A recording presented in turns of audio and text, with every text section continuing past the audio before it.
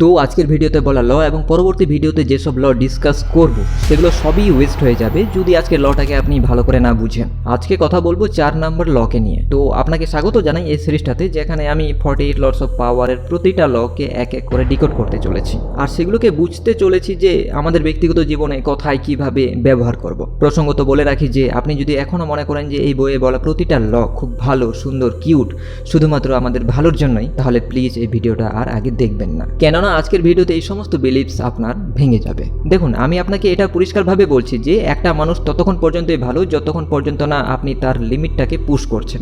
যখনই আপনি তার লিমিটকে পুশ করবেন, তার বাউন্ডারিজকে পুশ করবেন, তখনই তার আসল রংটাকে দেখতে পাবেন। আপনি তখনই বুঝতে পারবেন যে আসলে সে যেমনটা দেখতে তেমনটা দেখতে একদমই না, আর কিভাবে আপনি আপনার জীবনে একটা কালসাপ পুষে রেখেছিলেন। তো চ্যানেলটি যদি এখনো সাবস্ক্রাইব করে না থাকেন তাহলে এখনই সাবস্ক্রাইব করে নিন, কারণ আমাদের উদ্দেশ্যই হলো আরও লার্জ অডিয়েন্সকে কভার করা, যেটার জন্য আপনাদের সকলেরই সাপোর্ট একান্তভাবে দরকার। তো ল নাম্বার 4 আমাদের বলে যে কথা যত কম বলবেন ততটাই আপনার জন্য ভালো। শুনতে তো খুবই সহজ মনে হচ্ছে, তাই না? কিন্তু এটা অতটাও সহজ না।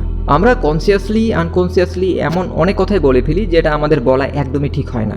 অনেক সময় তো আমরা রিয়েলাইজ করতেও পারি না যে কি বলছি না বলছি। 5-10 মিনিট পর আমাদের তখন মনে হয় যে ইয়ার এটা একটু বেশি বলা হয়ে গেল, হয়তো এটা বলা ঠিক হলো না, এই জিনিসটা একে বলা উচিতই ছিল না। আর এটারই অ্যাকর্ডিং 4th লটাকে বানানো হয়েছে যে কিভাবে আপনার মতো ভোলা ভালো ব্যক্তির কাছ থেকে তারা কোনো কথা বের করে নেই তার নিজের ফায়দার জন্য। তো আমাদের এই ধরনের মানুষ থেকেই সাবধানে থাকতে হবে। কিন্তু তার আগে আমরা এটা জেনে নিই যে এমন তারা কি ধরনের ট্যাকটিক্স ব্যবহার করে কারো কাছ থেকে কথা বের করে নেওয়ার জন্য। Point number 1, persuasion. এই ট্যাকটিক্সে সামনের ব্যক্তিটি আপনাকে প্রাইড ফিল করাবে, গিফট দিবে, নয়তো আপনাকে থ্রেট দিবে বা চ্যালেঞ্জ করবে। সামনের ব্যক্তিটি বারবার আপনাকে গিফট দিবে বা আপনাকে ডিনারে নিয়ে যাবে, আপনাকে খাইয়ে দিবে, আপনাকে নানা রকমভাবে হ্যাপিনেস ফিল করাবে just because they want something from you. আর এই ট্রিকটাও যদি কাজ না করে তখন তারা আপনাকে থ্রেট দেওয়ার চেষ্টা করবে, ভয় দেখাবে, ধমকাবে, যাতে তারা আপনার কাছ থেকে যে জিনিসটা চায় সেটা যেন হাতিয়ে নিতে পারে। এমন নয় যে এটা শুধুমাত্র ফিজিক্যালি হয়, অনেক সময় তো এই ম্যানিপুলেটিভ ব্যক্তিরা ওয়ার্কফুলি ডিলও করে। তারা তাদের কথা বলার ভঙ্গি দিয়ে আপনার কাছ থেকে কথা বের করে নেবে, আর যদি এই টেকনিক্সটাও কাজ না করে তখন আপনার সাথে তারা ইমোশনাল গেম খেলবে। কেননা প্রতিটা মানুষেরই একটা দুর্বল জায়গা হলো তাদের ইমোশনস। আপনার পাস্ট লাইফে এমন কোনো না কোনো ঘটনা থাকবেই যেটা তারা আপনার এগেনস্টে ব্যবহার করবে। তার জন্যই তো বলছি, যেটা আপনার পার্সোনাল জিনিস সেটা পার্সোনালি রাখুন। আপনার প্রতিটা প্রবলেম সবাইকে বলার কোনো দরকার নেই, কেননা কখন কে কিভাবে আপনার এই প্রবলেমগুলোকে আপনার এগেনস্টে ব্যবহার করবে আপনি বুঝতেও পারবেন না। Point number 2, conditional manipulation. আর এটা বেসিক্যালি 3 টাইপের হয়: ফ্ল্যাটারি, ইন্টিমেসি, সিম্প্যাথি। ফ্ল্যাটারি মানে ততক্ষণ পর্যন্ত আপনাকে তারা গাছে তুলবে যতক্ষণ পর্যন্ত না তার কাজ হাসিল হচ্ছে। আর ইন্টিমেসির ব্যাপারে আমার বলার দরকারই নেই, কারণ এতটা বুঝতে আপনার মধ্যে আছেই যে এটা কি। এখন থাকলো সিম্প্যাথি। এখন সে যদি আপনার ইমোশনের সাথে খেলতে না পারে তাহলে সে নিজে ইমোশনাল অ্যাক্টিং করে আপনার কাছ থেকে কাজ আদায় করে নেবে। আর এটা বলতে আমার খুবই খারাপ লাগছে যে 99% মানুষ এই ট্র্যাপে ফেসে আছে। সামনের মানুষটা যদি একটু কুমিরের কান্না শুরু করে দেয় তাহলেই আপনি গলে যাচ্ছেন। না ভাই, এর তো সাহায্য করা দরকার, এর জীবনেও তো ভালোটা হওয়াই দরকার। একটু সাহায্য করেই দিই, এতে এমন কি হয়ে যাবে? আর এখানেই আপনি ফেসে যেতে পারেন। আর একবার যদি আপনি ফেসে যান তাহলে বারবার সে এই ট্র্যাপটাকে আপনার এগেনস্টে ব্যবহার করবে। যেভাবে এর ফ্রিকোয়েন্সি বাড়বে সেইভাবে এর ইন্টেন্সিটিও বাড়তে থাকবে। আর তারপর একটা সময় এমন একটা মুভমেন্ট আসবে তখন আপনার কাছে বেরোনোর কোনো অপশানই থাকবে না। তাই আবারও বলছি, এইসব থেকে সাবধানে থাকবেন। Point number 3, misusing authority.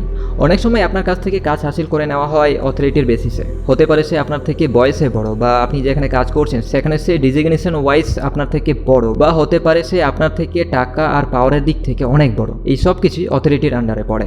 আর এই সমস্ত জিনিস আপনি লোকাল পলিটিশিয়ানদের কাছে দেখেই থাকবেন। তিনি তার অথরিটিকে মিসইউজ করে অনেকবার সাধারণ মানুষকে তার পায়ের নিচে চেপে ধরে। আর মানুষটা যদি গরিব হয় তাহলে তার কোনো ভ্যালুই থাকে না, তার পরিবারেরও কোনো ভ্যালু থাকে না, তার স্বপ্নেরও কোনো ভ্যালু থাকে না। And lastly, conflict. ম্যানিপুলেটিভ ব্যক্তিরা কথা ঘুরাতে বেশ ভালোই পারে। তারা সবসময়ই চেষ্টা করে দুটো মানুষের মধ্যে একটা কনফ্লিক্ট ক্রিয়েট করা। তাদের একটা বড় ফান্ডা সবসময়ই কাজ করে দুটো মানুষের মধ্যে ঝগড়া লাগিয়ে দেওয়া। আর তাদের দুজনের মধ্যে কেউ একজন না একজন সেই ঝগড়ার সমস্ত কথা তাকে এসে বলবেই।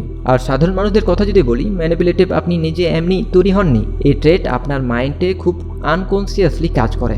আর অনেক সময় মানুষ তার প্রতি এতটা ইনভলভ হয়ে যায় যে সে নিজেও বুঝতে পারে না যে সে ম্যানিপুলেট করছে। আর এটা তাকে বুঝিয়ে কোনো ফায়দাও নেই, কেননা এই জিনিসটা তারা কখনো বুঝতেই চাইবে না। তো আপনি তাদেরকে ছাড়ুন আর ডিফেন্সিভগুলোকে ভালো করে শিখুন যে এদের থেকে কিভাবে বাঁচতে হবে আর কিভাবে এদের মুখের উপর জবাব দিতে হবে। এখন যখন আপনি জেনেই গেলেন যে মানুষ কিভাবে আপনার কাছ থেকে কথা বের করে নেয়, তো এখন আমরা জানবো 4 নাম্বার লটাকে। এই 4 নাম্বার লয়ে এমন কিছু প্রিন্সিপাল আছে যেটা আপনাকে সবসময়ই মনে রাখতে হবে।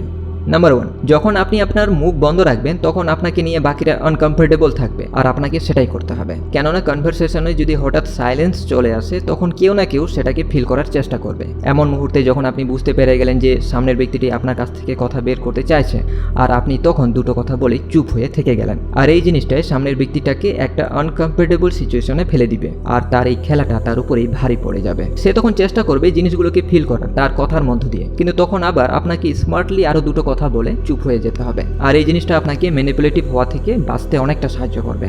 নাম্বার 2, আপনি কথা যত কম বলবেন ততটাই আপনি ইম্পর্টেন্ট হয়ে উঠবেন। ছোটবেলা থেকে আমাদের মনে এমন একটা পারসেপশন বানিয়ে দেওয়া হয়েছে যে এক্সট্রোভার্ট হওয়াটাই হলো সবচেয়ে বেশি popularity, but he is not popular, he is popular fool. যে ব্যক্তির তার মুখের উপর কন্ট্রোল আছে সেই ব্যক্তির নিজে থেকেই আপনা আপনি অনেক প্রবলেম সলভ হয়ে যায়, আর এই জিনিসটাই আমাদেরকে নিয়ে আসে প্রিন্সিপাল নাম্বার 3-তে। যখন আপনি বেশি কথা বলবেন তখন আপনি সবসময় হায়ার রিস্কে থাকবেন, যে তখন হয়তো আপনি এমন কিছু বলে ফেলতে পারেন যেটা হয়তো আপনার বলা উচিত হবে না, আর তাই হয়তো আপনি নোটিস করে থাকবেন যে যখন কোনো সেলিব্রিটি কোনো বড় কেসে ফেসে যায় তখন সে মিডিয়ার সামনে একটা কথাই বলে, নো কমেন্টস। আর এটা তার কথা নয়, এরকমটা বলতে বলেছে তার লয়ার। কেননা আজকের মিডিয়া আপনার কথাকে টুইস্ট অ্যান্ড টার্ন করে কিভাবে আপনার এগেনস্টে ইউজ করবে সেটা তারা ভালো করেই জানে।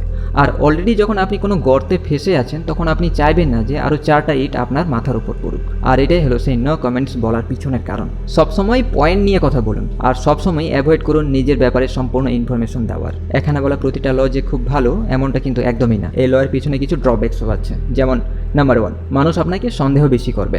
এটা স্বাভাবিক ব্যাপার যে যখন আপনি দুটো লাইন বলে চুপ হয়ে যাবেন তখন সামনের মানুষটার মনে হবেই যে আপনি কিছু লুকোচ্ছেন, কিন্তু আপনাকে যদি আপনার ইন্টেনশনটাকে পূরণ করতে হয় তাহলে এরকমটা আপনাকে করতেই হবে। নাম্বার 2, কিছু কিছু সিচুয়েশনে নিজেকে জেদ্দি, পাগল, বোকা দেখানোটা একদমই দরকার হয়ে পড়ে। কেননা আপনি যদি সবসময় স্মার্টনেস দেখাতে শুরু করেন তাহলে ভাই সামনের মানুষটি অ্যালার্ট হয়ে যাবে আপনাকে দেখে, তখন সে তার ইন্টেনশনটাকে আপনার থেকে লুকিয়ে রাখার চেষ্টা করবে। সেই ব্যক্তিটা তখন বুঝেই যাবে যে এই ব্যাটা একটু বেশি সিয়ানা, তাই তাদের ইন্টেনশনটাকে জানার জন্য, বোঝার জন্য আপনাকে তাদের সামনে বোকা বোকা ভাব নিয়ে চলতেই হবে, তবেই আপনি এতে সাকসেসফুল হবেন। তো ল নাম্বার 4 আমাদের এখানেই শেষ হচ্ছে। ভিডিওটা ভালো লাগলে অবশ্যই একটা কমেন্ট করে যাবেন। আপনার হয়তো মনে হতে পারে কি আর কমেন্ট করব, থাক, বাট বিলিভ মি আপনার একটা কমেন্ট আমার জন্য অনেকটা হেল্পফুল হবে। তাই রিকোয়েস্ট থাকলো আপনার মতামত অবশ্যই দিয়ে যাবেন। অতঃপর ধন্যবাদ ভিডিওটি দেখার জন্য।